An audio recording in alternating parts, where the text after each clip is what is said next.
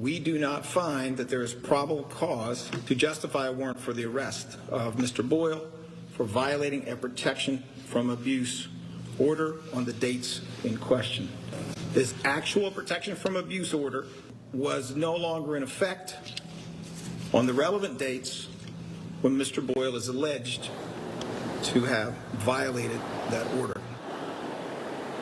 District Attorney Larry Krasner held that news conference yesterday to announce that the arrest warrant that was issued last week for State Representative Kevin Boyle has been withdrawn. The warrant was issued to Boyle for violating a protection from abuse order for texting his ex-wife. Now, the DA says the protective order wasn't active at the time. Krasner says the information that was used to obtain the warrant wasn't false, but had, quote, a piece missing. Now, according to the Inquirer, Boyle's attorney said the warrant and media coverage, quote, in the final days before Election Day, has caused tremendous professional damage to my client. Now, last week, Boyle's family said that he's suffering from a serious mental health condition. Krasner says despite the warrant's withdrawal, Boyle will still be under investigation. There are, based on the findings that we have now, some work to do behind the scenes to learn from this issue and to try to figure out how we can make it better moving forward. This does not mean, one way or another, that Mr. Boyle committed no crime. That is a matter to be determined. Now, the DA's office says that they do have more information about the mistake that was made, but Larry Krasner says he hopes to release that in the near future, just not yet. And as for Boyle's whereabouts, they're still unknown as of this morning. I'll send it back to you guys. Very interesting and a lot of layers. Thanks for the breakdown, Alyssa. Coming up on 8:06 this morning, a 16-year-old boy is recovering after he was shot in North Philadelphia. The shooting happened around 4 p.m. yesterday near 16th and Montgomery. That is near Temple University. Now, the 16-year-old boy is said to be in stable condition. As of now, police have not recovered any weapons and they have not made any arrests so far in their investigation. And the hush money trial against former President Donald Trump, it has begun. Opening statements have been presented and the first witness was called to the stand. Now, prosecutors argue that Trump tried to influence the 2016 presidential election through illegal payments that were meant to silence some people and hide potentially damaging stories about Trump's personal life. Trump's defense says that he is innocent and that the charges are baseless. Now, we mentioned that the first witness was called. That is David Pecker, who is a former publisher of the National Enquirer. Prosecutors believe that he was a part of the plot to conceal stories about Trump. Now, before the trial resumes today, the judge in this case will hold a hearing on allegations that Trump violated a gag order in this case.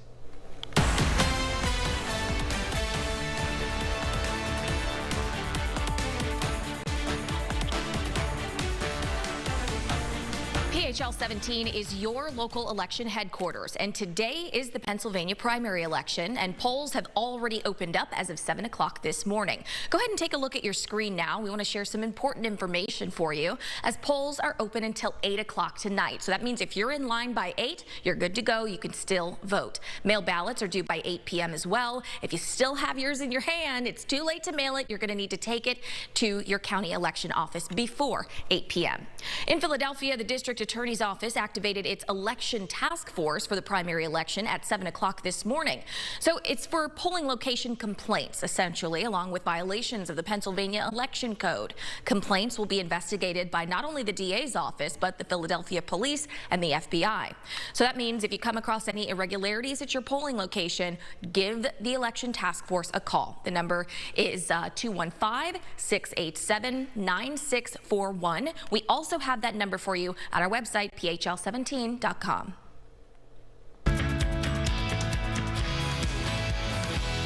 It's off to a cold start, but you wouldn't be able to tell just by taking a live look right now in Ocean City.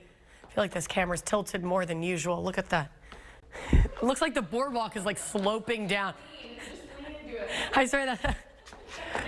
Here, I'll level this out. But I wanted to take a look at the boardwalk because we can usually see people walking.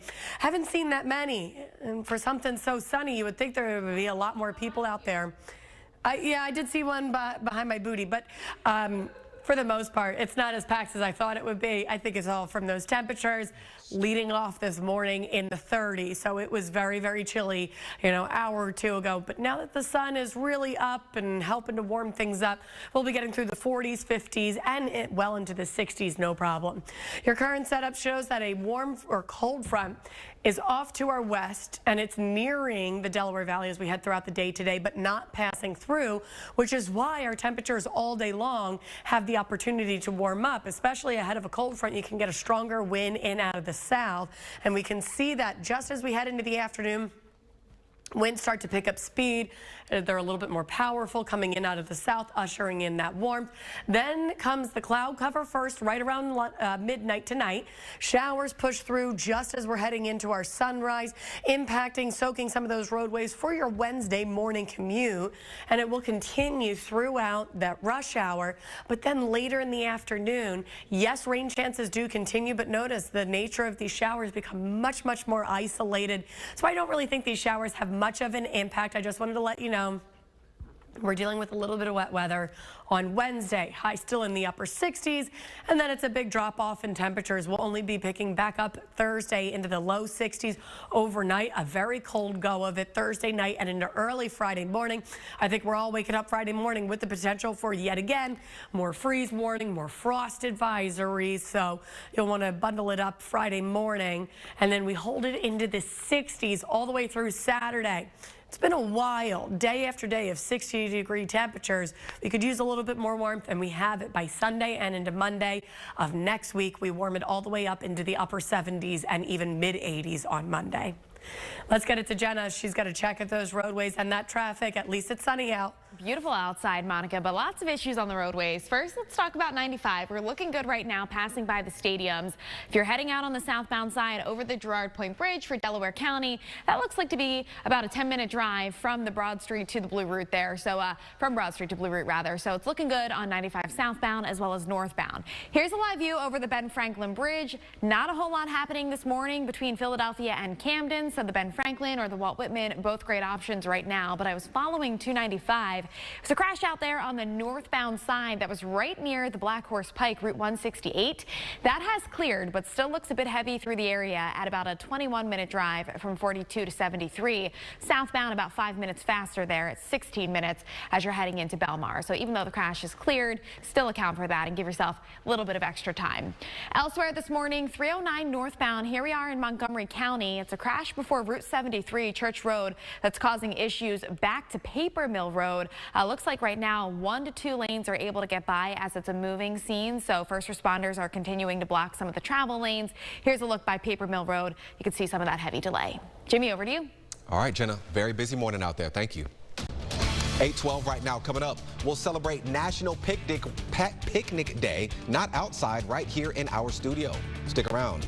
And up next, Taylor Swift just continues to set records. She's beat herself this time. Find out how right after the break.